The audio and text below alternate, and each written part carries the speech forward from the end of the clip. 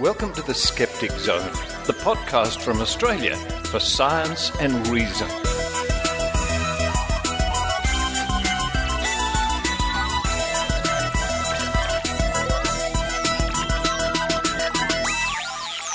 Hello and welcome to the Skeptic Zone podcast, episode number 435 for the 17th of February 2017. Richard Saunders here with you from Melbourne, Australia.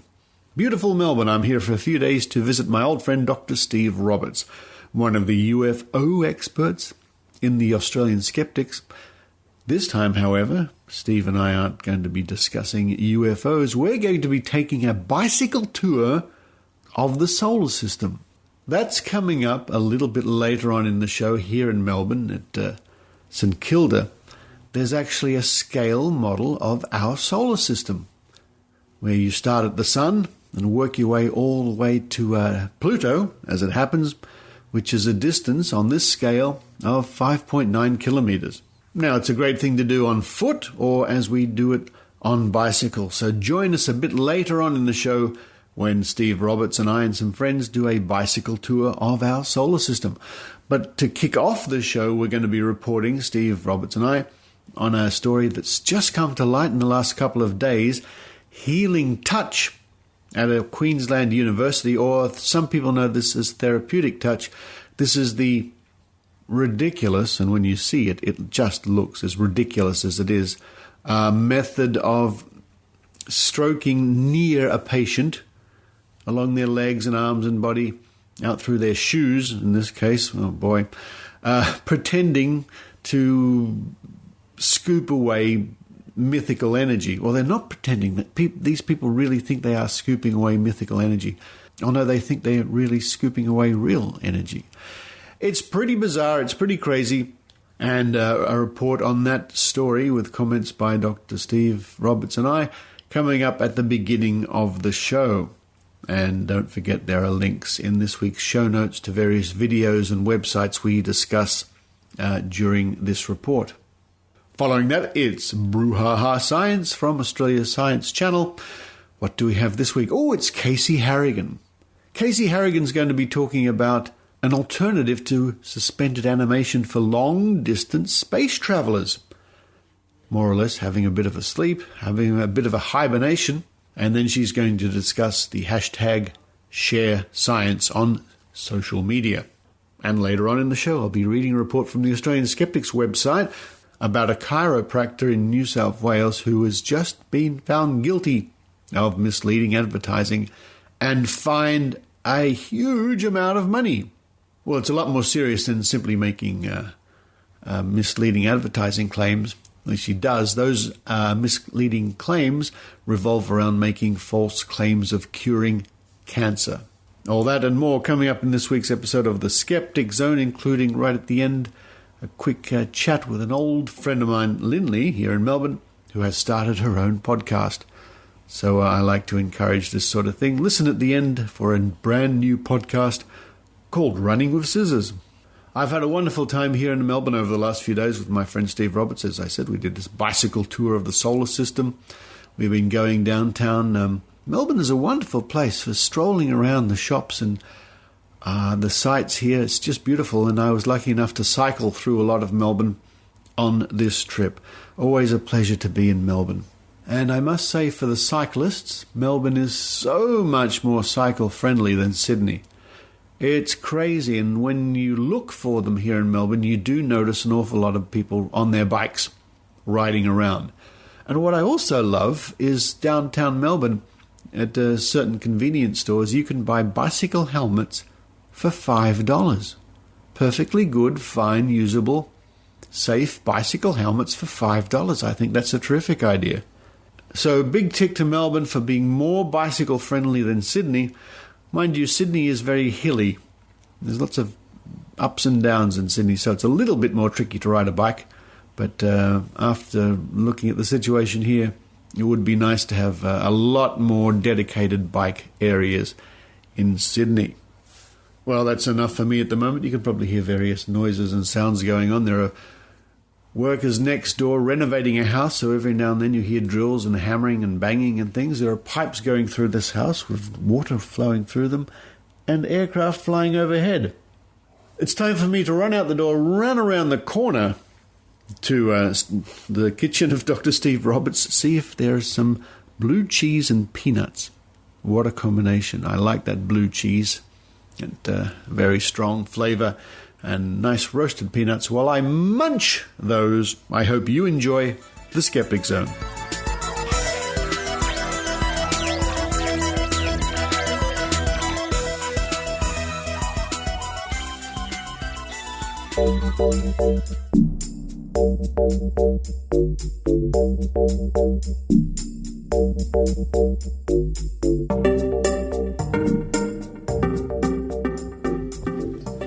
Now, Steve, you and I should discuss this whole kerfuffle about therapeutic touch at the moment. But before we do that, I thought we'd give the listeners a bit of a puzzle. What's this noise?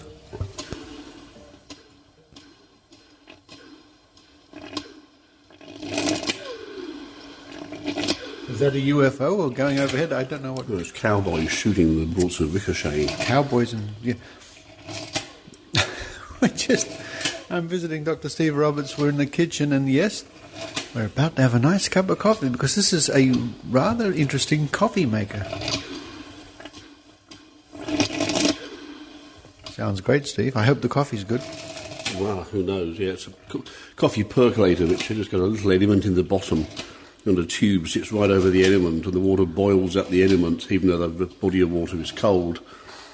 And boiling water shoots up the tube and gets spread over the coffee grounds, which are in a holder at the top, and the water filters down. Oh yes, I can see the very top of the lid is semi-transparent. You can see the water gushing up a little bit. Yeah, there's a glass knob on the top. You can see the water land in the knob and come down again. That's why I like to come to visit Dr. Steve Roberts. Anyway, let's go into the office and talk about this therapeutic touch.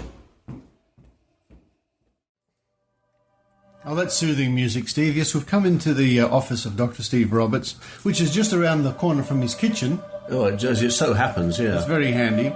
And we're looking at the video now as supplied on the ABC television website here in Australia.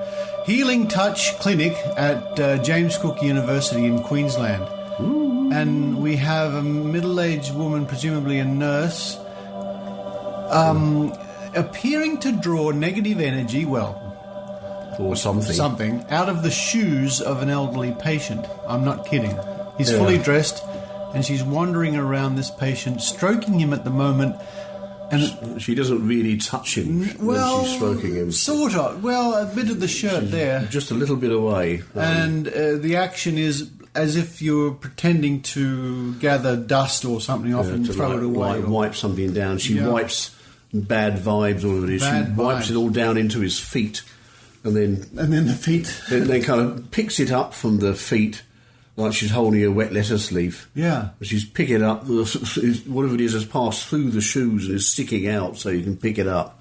Then she drops it on the floor, this imaginary lettuce leaf. She drops it on the floor. Drops it on the floor. What happens to that negative energy once it goes on the floor? What a waste of energy. Well, what happens is that when the treatment ends, the patient stands up on the floor and it all goes back into it. So let me read you the story that was presented from the ABC website here in the news section. Healing Touch Clinic opens at James Cook University in Australian first. Oh, Australia's first again, Steve. By Natalie Fernbach. And this was, as reported, it says updated yesterday, which would be, what's today's date? Today's date is the 16th? 16th, yeah. So on the 15th of February.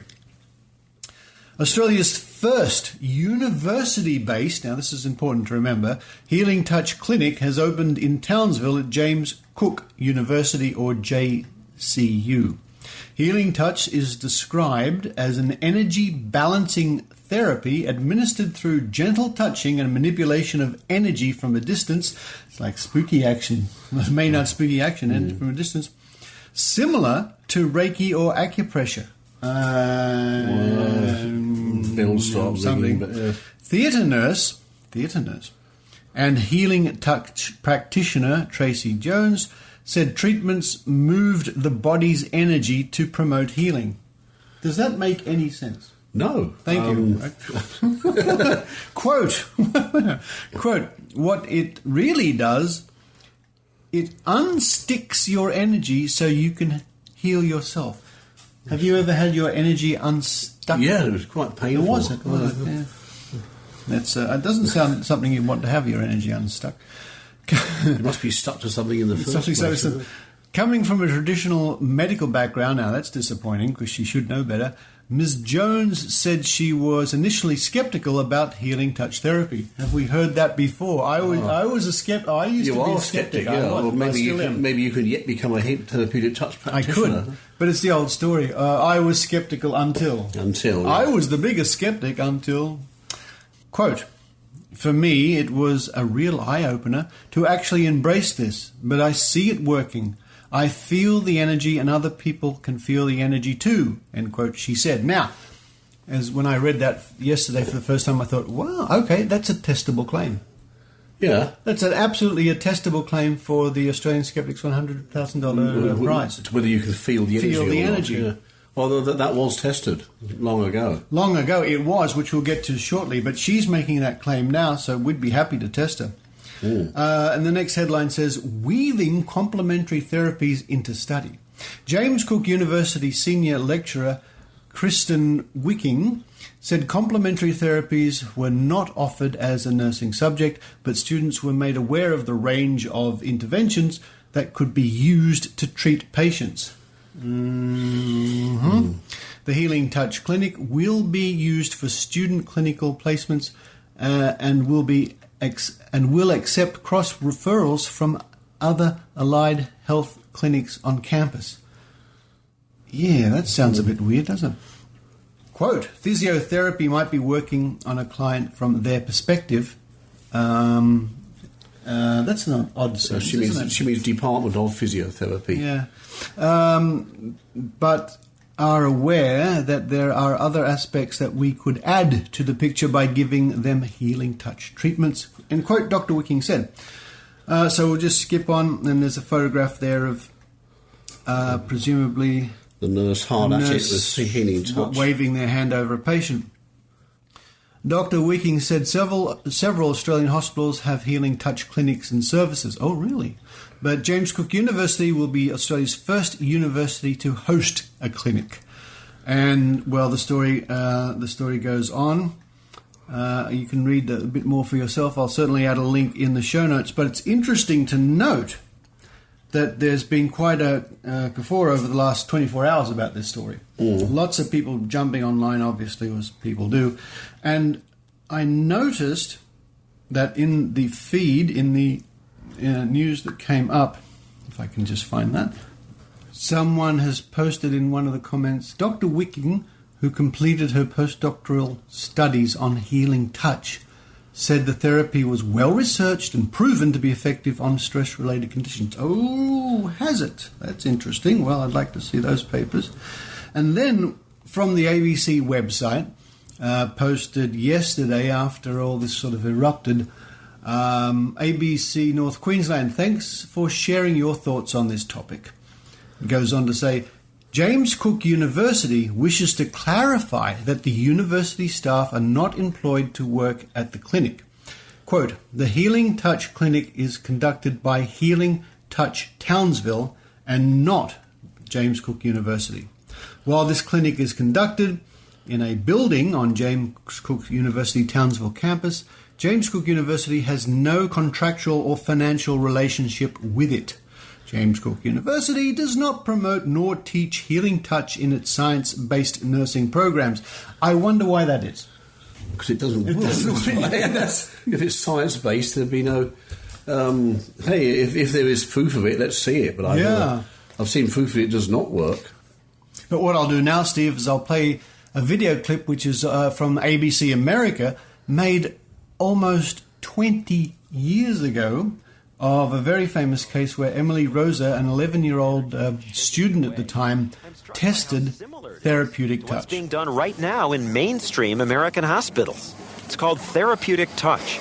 And it's practiced in hundreds of medical centers, even during surgery. In Connecticut, Nurse Ann Miner does Therapeutic Touch on Lisa Brackett to help treat her leukemia. Tremendous heat coming from your heart center. Do you feel it? Yeah, I do. The nurse supposedly feels without touching from 3 or 4 inches away. Feels the defective energy pouring out. I can feel where the energy is balanced and where it's not balanced. I can feel where it's intense. I can feel it's depleted. Then she says she channels the healing energy of the universe through her hands to you. There's no scientific proof that this works, but the patient says that doesn't matter. I don't need explanations because I have faith in the process.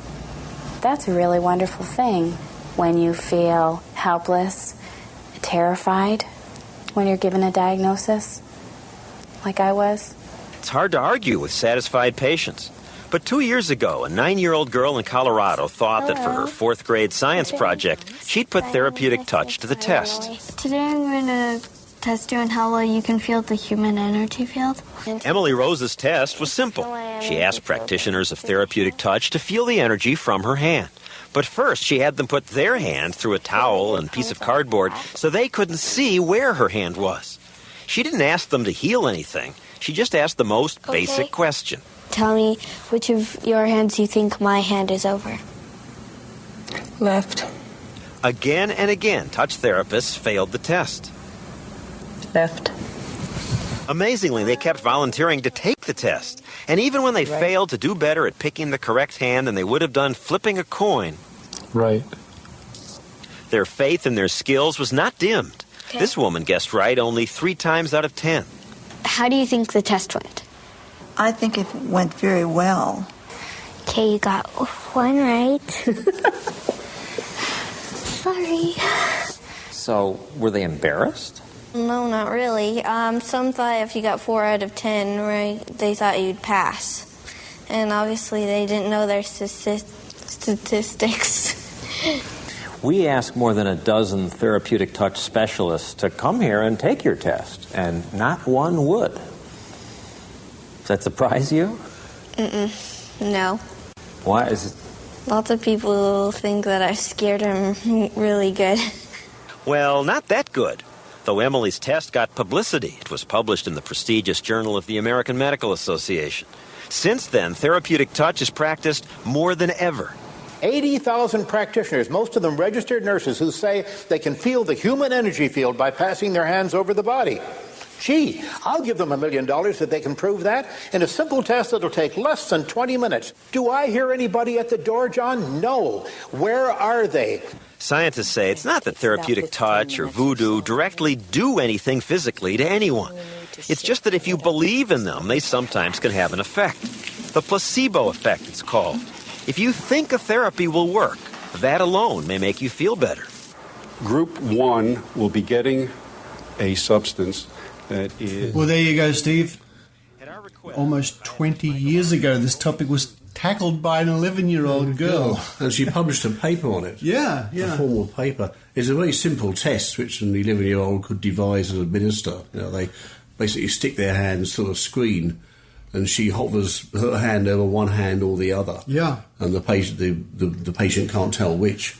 And she says, is it over the left hand or the right hand? And they have to guess, and you can make tables of success rates, and it comes out 50-50. So, well, imagine that. I think that would be a very similar test we could conduct today on these people from up there in Queensland who are promoting this clinic and say it's proof, or they say they can feel the energy. Great, we can do that. If they can feel the energy, the money's theirs. Well, if it works, Australian Skeptics offers a $100,000 prize for a demonstration or something like that. But actually $100,000 will be nothing compared to the benefits that would flow from it if it did work. If it did work. If you could get treatment with just the bare hand and no equipment, that's worth $100,000 of anybody's money. Well, that's one of the old stories, of course. People say, oh, you skeptics, you don't have the money, or you wouldn't give it to us if we passed your test. We're not going to do your test. Well, we do that.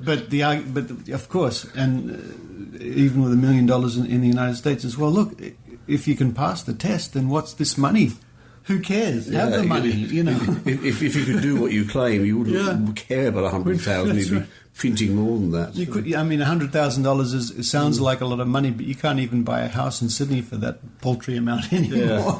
Look, we tested a dowser once. He could divine water with a bent stick in the ground, and he got 12 out of 20 right, and he said, I did pretty well, I'm pretty good at this, got 12 out of 20 right, and I said, well, actually, today we've conducted nearly 100 tests, and, someone's going to get 12, someone's going to get 8, somebody will get 14, somebody else did, and it's actually not significant, it's just an ordinary result. And the guy hummed and hawed and said, he was in front of his wife and mates, he said, well, look, I'm happy to be ordinary.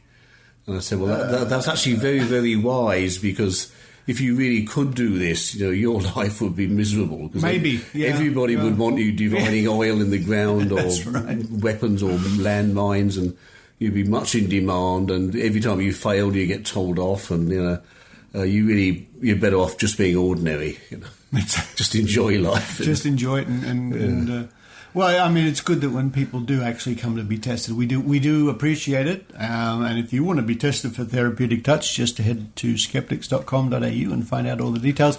But in the meantime, Steve, I think we can sit back, grab some popcorn, and keep watching the fallout that's headed up north to the James Cook University for even being associated with this nonsense. Well, the university has dissociated themselves from it, but it happens in a building on their campus. Yeah. I wonder what else is hanging around on their campus. Things get referred to and from. Right. Who knows what's going on Maybe up there. next door are dowsing lessons or something like that. Well, there's a building that can send patients there or whatever. But, they have dissociated themselves from it formally. Oh, well, as we say, watch this space for further developments. All the links to the videos and the articles, folks, on this week's show notes. Steve, thanks very much. No problem, Richard.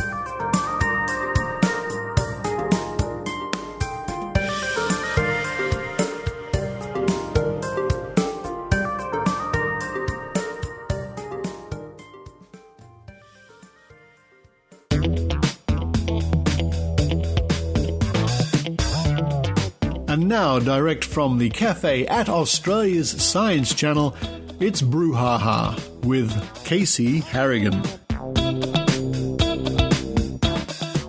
Interplanetary space travel just ain't what it used to be. Yep, gone are the days where the future was falling asleep in Earth's neighbourhood and waking up light years later in a galaxy far, far away. The future of the future is napping. An American company is working on a stasis chamber where the astronauts would be cooled down so much they would enter therapeutic hypothermia. So far, so good. But here's the twist. A fortnight later, they'd be stretching and yawning and wiping 2 weeks' worth of that weird crust out of their eyes. They'd probably have some brekkie, check their news feeds, take care of any astronaut business, and then it's time to climb back in for another nap. Sounds pretty great, actually. Not only would this be safer than continuous suspended animation, but the astronauts could be on different sleep cycles, so there would always be at least one person awake to monitor the spaceship. And I'm not saying that person should pull pranks on all those other sleeping astronauts. I'm just saying they could. We've all been hacked. My news feeds were once a safe haven of puppies, cephalopods, and rocket ships. But lately, every time I log in, I'm getting way more politics than planets. And I know I'm not alone. But here at Brew Ha Ha, we know that the best defense is a good offense. So like the good scientists we are, we want to run an experiment. Our hypothesis is that the more science we put out, the more we'll get back in our feeds. And there's only one way to find out. Let's do it. Share your science stories. It's going to be really easy. Step 1. Find a good science story. Step 2, share it on your social media and use the hashtag #ShareScience. And step 3, watch your feed transform from an orange blob into a kaleidoscope of science. So whether you're telling your own story, introducing the world to your favourite scientist, or shedding some light on a mind-blowing discovery, get it out there. Share it today. Don't even wait. Do it right now. Let's take back our news feeds. #ShareScience. For more Brew Ha Ha and Australian science, head for www.australiascience.tv. From the Glasgow Skeptics, Homeopathy in the UK with Michael Marshall. Now this is happening on the 27th of March from 7 p.m. The Admiral Bar, 72A Waterloo Street in Glasgow. Homeopathy is one of the most widely debunked forms of alternative medicine. Yet homeopathic remedies adorn the shelves of respected pharmacies and are funded by taxpayers on the NHS. How big of a problem is this? Using information and personal experiences gathered during his last 6 years of campaigning against homeopathy, Michael Marshall will highlight how much money is spent on homeopathic remedies and how this gives undeserved credibility to homeopathy, how such remedies can lead to genuine harm, and what you can do to help. This event is free to attend, although they will be asking for donations at the end of the talk. But you are under no obligation whatsoever to donate. Maybe you can donate homeopathically. However, any money that is donated is used to fund the overhead costs and travel and accommodation for speakers. So that's Homeopathy in the UK with Michael Marshall, the 27th of March at 7 p.m, the Admiral Bar, 72A Waterloo Street in Glasgow. For more information, check out the Facebook page of the Glasgow Skeptics, or just follow the links from this week's show notes.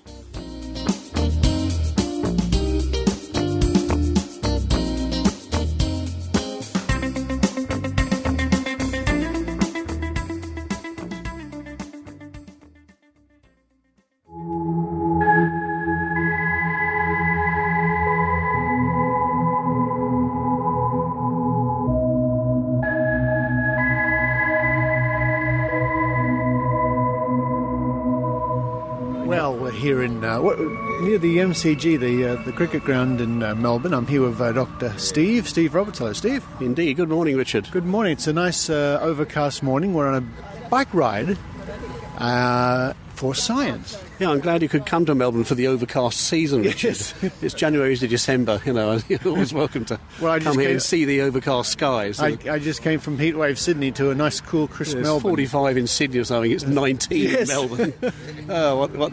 We're near the Melbourne Cricket Ground and near Richmond Station, and there's a big football field and park here. The bike ride will start from here because we can meet and go yakety-yak, and then we take off along bike paths and keep riding. Yeah. But the goal today is to actually go down to the coast, near St Kilda, if I'm right? Yep.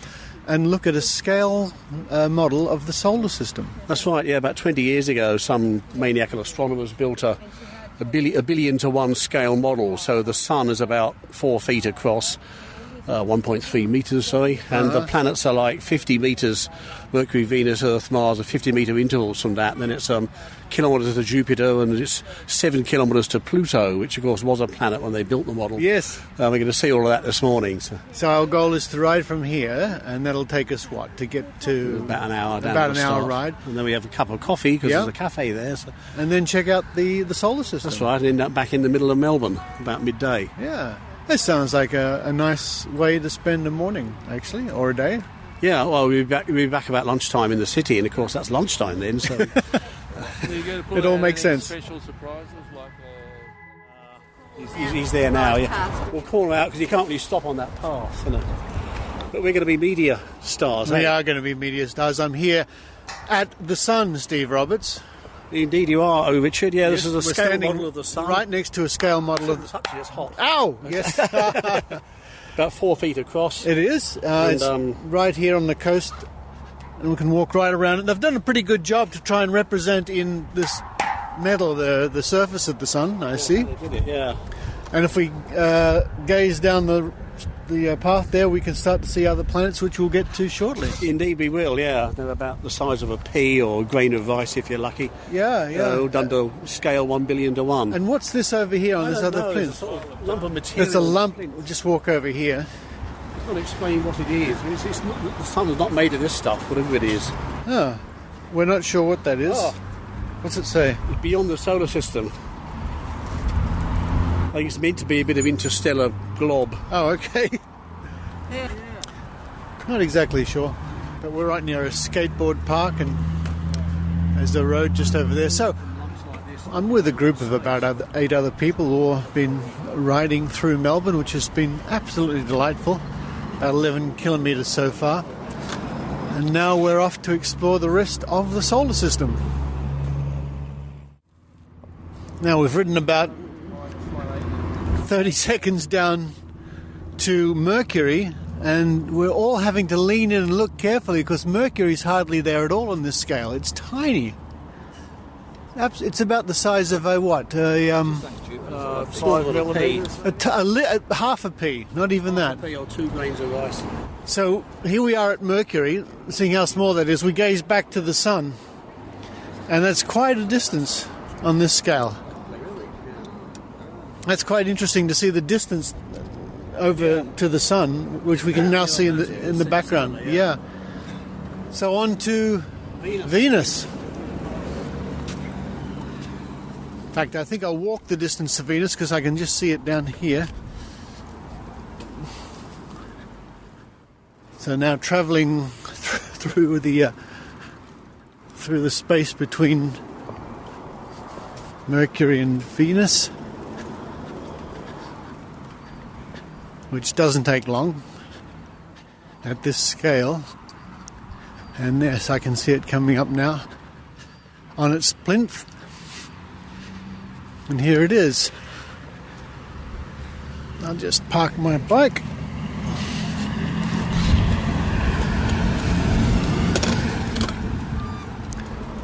I'll have a quick look at Venus before we travel onto the Earth.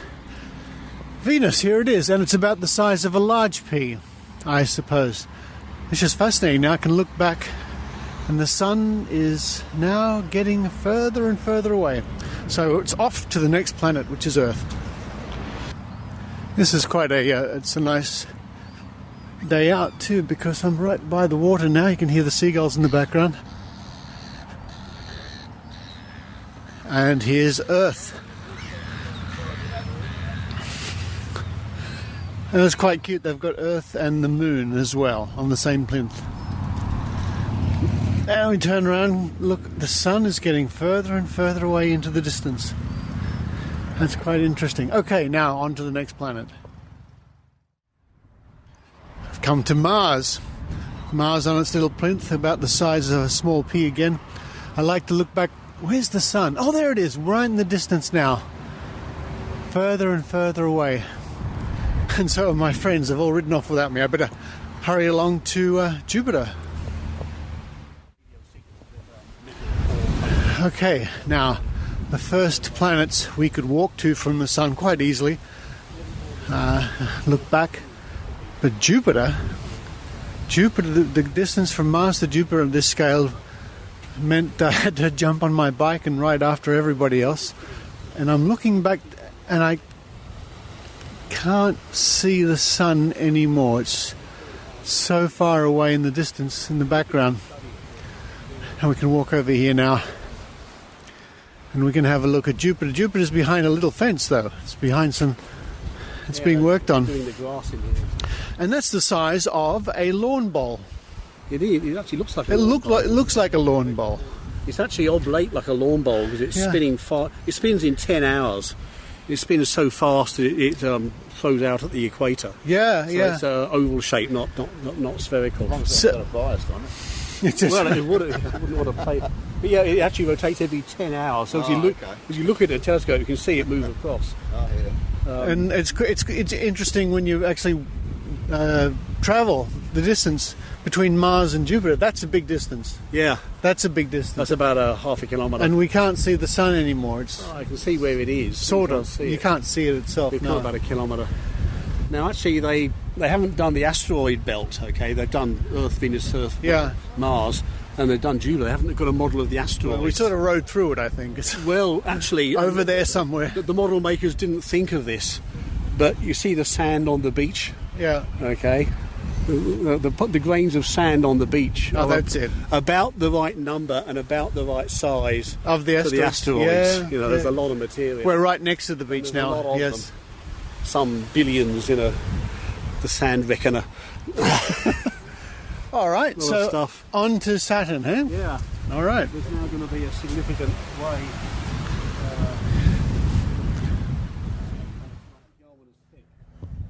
We've reached Saturn. Spacecraft going there, and it was down to sort of 1 kilometre. It was down to 50 metres thick, 40 metres thick. Really? And last I heard they were 10 metres thick.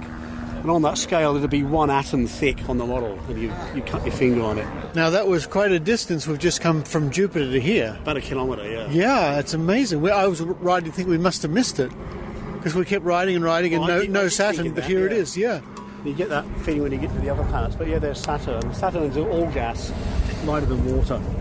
And the rings, actually most planets have rings, but they're more spectacular with Saturn. And there's different, there's gaps in the rings. And shepherd moons and things. The sun is now way back around the corner and down there. You can't see it. It's behind things, but even if we could see it directly, I mean, it'd be... The sun would be about tiny. Behind that building, about as far again as the building. Yeah. So that's... Yeah, so it's quite a big deal to... How many rings does Saturn have? I don't think anybody knows, really. Many rings, thousands of rings. Yeah. There's different gaps in it. There's about 30 identified. 140 degrees centigrade. That's cold. Yeah. Well, the rings are moons. It's got about 80 moons. I mean, there's got about 5 big moons, but it's got the smaller ones, and the rings themselves are made of lumps of rock and whatnot. So the rings are all strictly moons. So it's got billions of moons. Yeah. And they've kind of stopped counting them because the rings are held in place by moons. They're called shepherd moons, and they clear a gap in the ring. Well, I think there's a probe just about to go through some of these. It's there now, yeah. It's there now, down through the rings. Yeah. You actually might disturb the rings doing that because they're delicately gravity bound. You reckon? A little probe like that? Driving through like a four-wheel drive going through a swamp, you go splosh. Vandalism. There are 2 moons that fall over each other. One's ahead, they're in the orbit like that, and they turn over and they go like that. So is the plane of the rings the same plane as the solar system? No, it's not. It's tilted. And about every 20 years, Saturn orbits the Sun in 24 years. You see the rings go edge on at some moment. Okay. And why that happens? Well, no, the rings were just formed. Saturn's rotating that way. Yeah. The rotation's not the same as the plane, basically, but the rings are rotating with the planet. Yeah. So they are tilted, and sometimes you see them edge on like that. Sometimes you see them, So it's some sort of random thing that happened in space. Well, twice every 24 years, you see them edge on, and you can't see them at all. They're so thin. Just for a moment. So I guess it's on to our next gas planet, which will be some distance away from here, which would be Uranus. Uranus or whatever. So it's about the size of a golf ball. Yeah. And that was quite a distance from Saturn, wasn't Just it? over 1 kilometre, yeah. That's remarkable. Yeah. There it is. There it is. Not much to... It's all gaseous. You can't see features on it. Yeah. Not much to see in a telescope, just a pale green sphere. But it's there, and it's there, and it was quite a distance from Saturn. It's got one. I'm amazed. Moon. One. Oh, it's got other moons, but one moon's very big. But that's a hell of a distance now. That's amazing. Yeah, well. And we've still got a ways to go. Yeah. Now over there, that there white ship, that's the Norwegian ship that broke down. It was halfway to New Zealand and it conked out. And they had to have it towed back to Melbourne. The Norwegian star. Yeah, with all the... So we've arrived at Neptune. And the British and the Germans both calculated where Neptune should be. And the British went along to Airy, the astronomer royal, and said, "Can we look in this place?" He said, waste of time, bugger off. The Germans looked through a French telescope in Paris and they discovered it, Leverrier. So we were out by one night, because of the arrogance of the astronomer royal. And that was quite a ride just from Uranus to come to Neptune. 1.5 K, yeah. Well, you ain't seen Pluto yet. And it's about, on this scale, Neptune's roughly the size of a golf ball, more or less. Just a bit bigger than a golf ball. Yeah. And of course, even Jupiter and the other planets are so far away now, we can't possibly hope to see. Even if we had a clear line of sight, we could barely see anything back there. You can see a large building in the distance. You can see a large building in the distance. Behind that, yeah. Neptune. That's Neptune, yeah. Yeah. 13 moons, and there's storms and so on the surface. It's made of gas. It impresses upon me doing this how close the inner planets are, really, to the Sun. They're all gathered really close to the Sun, then suddenly nothing. If you try and draw for a them long scale, time, just fit them on the page, the inner planets would just be one dot with the Sun, and the rest to fit the rest on the page. So it's really hard to depict the solar system properly. Yeah. So it's a big solar system with nothing in it, and every now and then you bump into something like a planet like that. Well, it's very unlikely because the orbit is, this far out from the sun. So but the orbit is on the scale of about 20 kilometres long around the periphery. Yeah. It's very unlikely you hit it at random. So, do you think we'll have any luck finding Pluto at this rate? I know where it is. You know where it is? Okay. Otherwise you wouldn't find it. We've reached Pluto. About the size of the moon. And it's the size of a... It's tiny. It's absolutely... Yes, it's the, sort of the large bit of one of those old pins, isn't it? Yeah. A pinhead, yes, indeed. A hat pin, a modelling pinhead or something. Oh, smaller than a hat pin. Yeah. Now, does it say here how far we've come from the sun? 6.9 kilometres, I think. Let me have a look down here. Distance to the sun... Okay, so 5.9 kilometres away is that large sphere we saw at the beginning of this trip. Imagine trying to launch a rocket from the sun and this thing's moving sideways.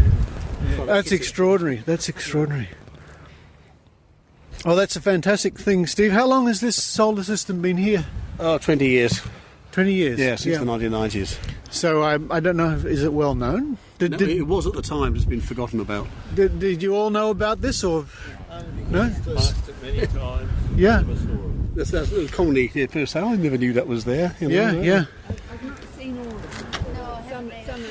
Well, I think it's just fantastic. So if you come to Melbourne or you live in Melbourne, come down and have a look at this, because it really gives you a good, some understanding at least, as far as we can possibly comprehend the scale of things, of the solar system. And there will be a link on this week's show notes. Thank you, Steve. No problem, Richard.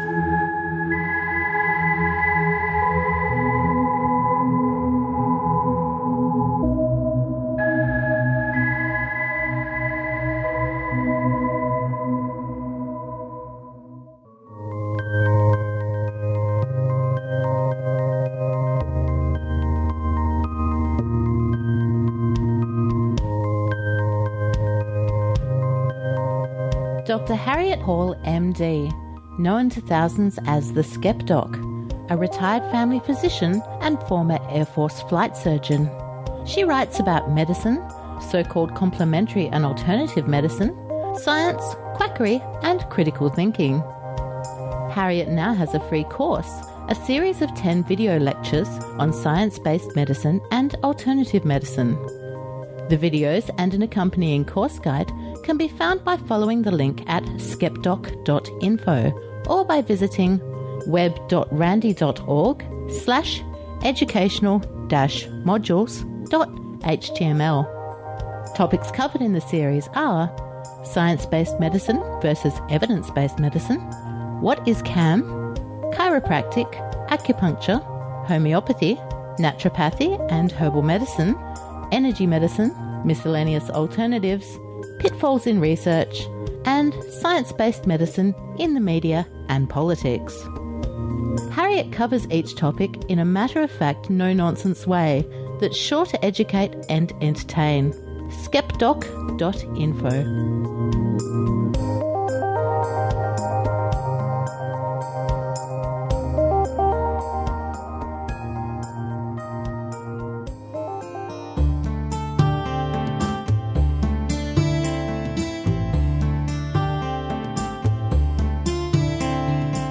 From the website of Australian Skeptics, australianskeptics.com.au, Chiropractor found guilty of making false claims of curing cancer, by Tim Mendham, published on the 15th of February 2017.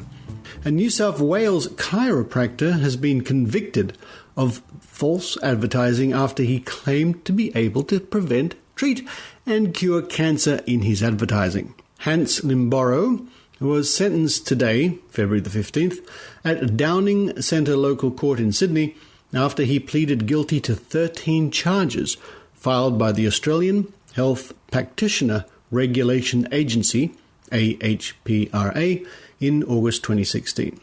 Dr. Limboro was convicted and fined $29,500 by the court and was also ordered to pay the AHPRA's legal costs. $27,500 of that fine was for advertising a health service in a false or misleading way. The remaining $2,000 was for using testimonials in his advertising, which is not permitted when advertising regulated health services. Limbaro was convicted of unlawfully advertising a regulated health service and using testimonials under the national law. Chiropractic Board of Australia Chair Wayne Minter said the board welcomed the decision. Quote, "Today's conviction is a win for public protection and a warning to anyone advertising health services in the way that contravenes the national law," end quote, Dr. Minter said. He added, quote, "Most chiropractors are doing the right thing," end quote. However, this view has been strongly refuted by a number of campaigners against chiropractors' misleading advertising. Ken McLeod said that he and Peter Tierney had put in complaints against more than 700 chiropractors. Professor Ken Harvey said that he and Mal Vickers had put in complaints against about 800 chiropractors, and the Friends of Science in Medicine have reportedly submitted complaints against 1,200 chiropractors. For many of these cases, McLeod says, there has been little or no response from the AHPRA or the CBA. All of these campaigners have been recipients of the Skeptic of the Year award over the past few years. McLeod added that his studies revealed that about 2/3 of chiropractors have also expressed or promoted anti-vaccination views. He says that, in discussions with UK campaigner Professor Edzard Ernst, there is a similar situation in the UK. It is known that about 8 other chiropractors are currently in the pipeline to be brought before the courts. Minter said, quote, "The board has been upfront with the profession that if their advertising is not compliant with the law, they will be held to account," end quote. The hundreds of existing complaints will put that aim under pressure. AHPRA CEO Martin Fletcher said the outcome sent an important message to anyone who advertises a regulated health service that the regulator will take action if they break the law. Quote, "Today's conviction is a landmark ruling. Our purpose, working closely with the Chiropractic Board of Australia, is to protect the public. This shows that we will take action and that people breaking the law will be held to account. Making false claims to treat serious illnesses through unproven methods is both unethical and illegal." In her ruling, Magistrate Vinnie said that while the practitioner personally may not have loaded the advertising onto the website in question, he could not deny responsibility. This is an important lesson for others who are advertising regulated health services. Quote, "Today's outcome is a reminder to us all, as health consumers and patients, that if an advertisement seems too good to be true, it probably is. Make sure you ask your health practitioner what evidence they have to make these claims, and if you're still unsure, seek a second opinion," end quote, Fletcher said. AHPRA and 14 national boards that regulate Australia's registered health workforce have published guidelines on advertising regulated health services to help health practitioners and service providers know their obligations under the national law, along with additional resources to help understand the do's and don'ts of advertising. Anyone with concerns about the advertising of regulated health services should contact the AHPRA on 1300 419 459. And that story comes to us from the website of Australian Skeptics, skeptics.com.au, compiled by Tim Mendham, and now courtesy of the 9 Network News. Here's a brief report on the chiropractor in question. Have you got anything you'd like to say? Disgraced in a courtroom, Mr. Limbora. Chiropractor Dr. Hans Limbora made a run for it, but there was no dodging the truth that he falsely claimed he could cure cancer. Mr. Limbora, do you think you're going to continue as a chiropractor? It's a huge fall from grace for a man with many hats. He's on YouTube telling us how to make money. I'm going to go over and teach you how to generate over $100,000 of passive income a year. And on the internet, he's been rated as one of the 3 best chiropractors in Sydney. And on web pages advertising his services, it's claimed having a regular visit to a chiropractor, people can rest assured they're prevented from having cancer. And there's more. A natural cancer cure is chiropractic treatment. The only problem is, it's not true. Dr. Lamboro promoted his treatment as an alternative to other life-saving measures such as chemotherapy and radiation. The court was told that any of his patients who ignored those tried and tested treatments could have made a fatal mistake. In a landmark case, health regulators pursued Lamboro over what a magistrate found were outrageous claims targeting the most vulnerable with a cure or a fix. These are meant to be highly trained health professionals, but this one in particular has been misleading the public, and I suspect there's more. Lamboro was fined nearly $30,000, and it will be up to the chiropractic board to decide if he stays in the profession. Damien Ryan, 9 News. 9 News, Sydney's #1. This is indeed a landmark judgment, landmark ruling.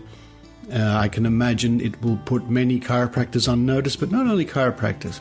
Of all the people out there, all the healthcare providers, so-called healthcare providers who advertise the extraordinary things they can do, the claims that they make, I think this puts them all on notice.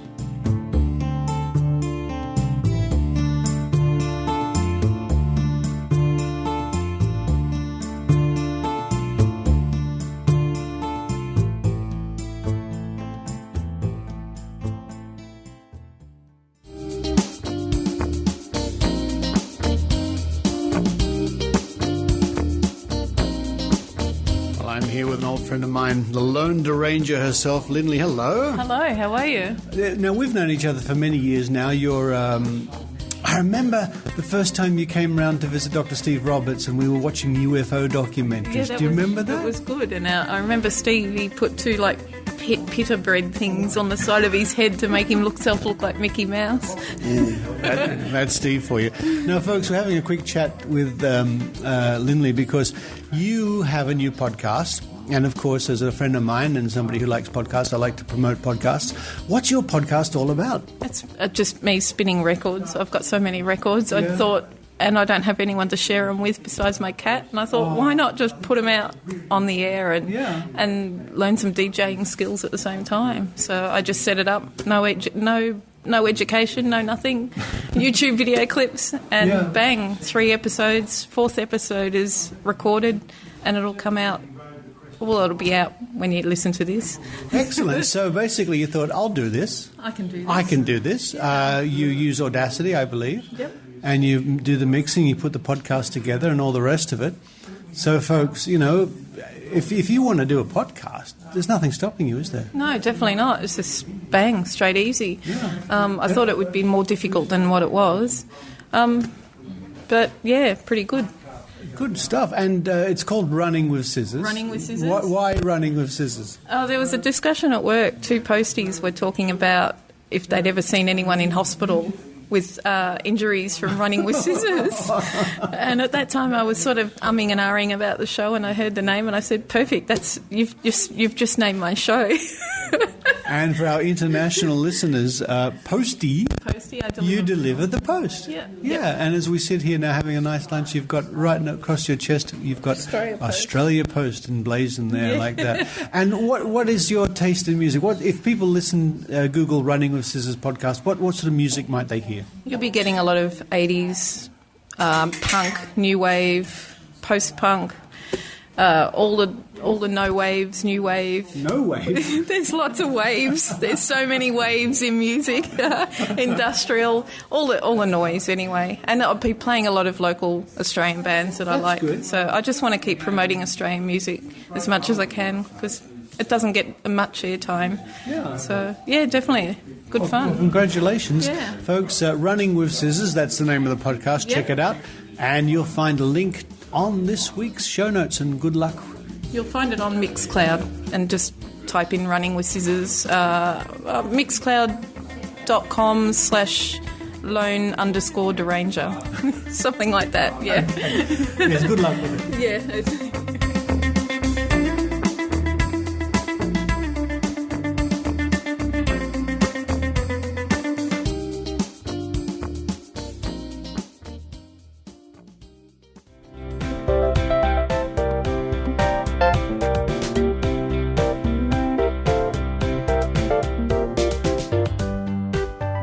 special note for fans of Maynard at maynard.com.au. If you head over there now, maynard.com.au, you can download the 2017 Maynard calendar. Print it out, whack it on the wall, spend 2017 with Maynard. That's maynard.com.au for your free Maynard 2017 calendar.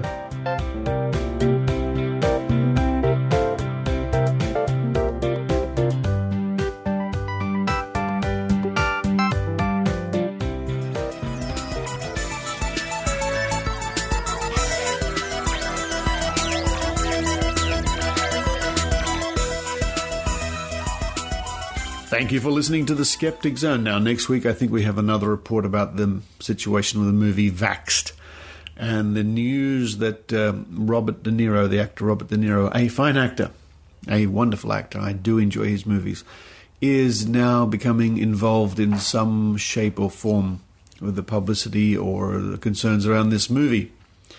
We'll keep you up to date on that story next week. I know my friend Fiona O'Leary in Ireland is very concerned about the recent developments.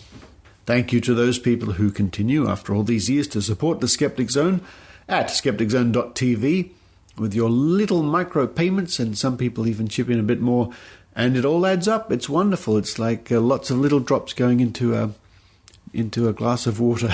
It's great. Thank you so much for supporting the Skeptic Zone in that way. Thank you too to the people who write to me saying how much they enjoy the show and what they're doing. Some people are mowing the lawn or going for runs or riding bikes, as we were mentioning earlier before, riding bikes, listening to the Skeptic Zone on their commute to work or whatever they happen to be doing. And I know some people like to listen to the Skeptic Zone on long drives in the car. And I must give a shout out to listener Jake DeLorlo, who also wrote to me last week saying that the collective noun for a group of quacks should be an echo of quacks. I think actually Jake, when I look through the list of correspondence, I think he got there first to let me know that that's what we should call a group of quacks, an echo. I do like that. So thanks, Jake. Thank you very much, and thanks for listening too. But for this week from beautiful Melbourne, with lots of weird noises going around here in this house. There is water in the pipes running through and workmen next door renovating a house. The planes flying overhead. I think there's a cat here too. Walks by occasionally. Oh, it's all happening here in Melbourne. Until next week, this is Richard Saunders signing off. You've been listening to the Skeptic Zone podcast. Visit our website at www.skepticzone.tv for contacts, an archive of all episodes since 2008, and our online store. Please support the Skeptic Zone by following us on Twitter at Skeptic Zone, liking us on Facebook, and leaving a review on iTunes. You can also show your support by subscribing via PayPal for as little as 99 cents a week. The Skeptic Zone is an independent production. The views and opinions expressed on the Skeptic Zone are not necessarily those of Australian Skeptics Inc. or any other skeptical organisation.